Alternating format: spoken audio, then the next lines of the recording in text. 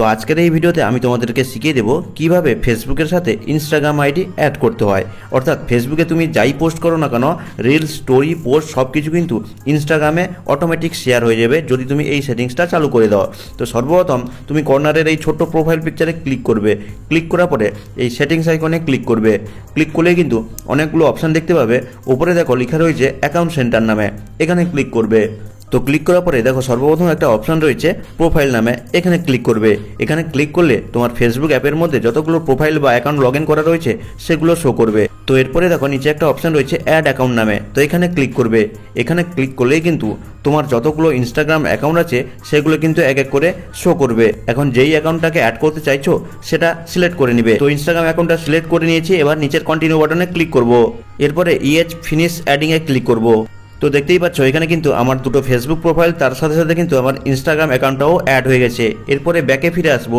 ব্যাকে ফিরে এসে নিচের দিকে দেখো একটা অপশান রয়েছে কানেক্টেড এক্সপিরিয়েন্স এবং তার নিচে রয়েছে শেয়ারিং অ্যাক্রস প্রোফাইল। তো এই শেয়ারিং অ্যাক্রস প্রোফাইলে ক্লিক করবে।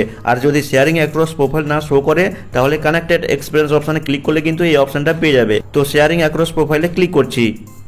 তো দেখো পরের স্টেপে কিন্তু রয়েছে যে শেয়ার ফ্রম, অর্থাৎ তুমি ফেসবুক থেকে ইনস্টাগ্রামে শেয়ার করতে চাইছো নাকি ইনস্টাগ্রাম থেকে ফেসবুকে শেয়ার করতে চাইছো। তুমি অ্যাকচুয়ালি ফেসবুক থেকেই কিন্তু ইনস্টাগ্রামে শেয়ার করতে চাইছো, অর্থাৎ থেকে মানে শেয়ার ফ্রম ফেসবুক, অর্থাৎ এখানে ফেসবুক অপশানটাকে চুজ করে নিতে হবে।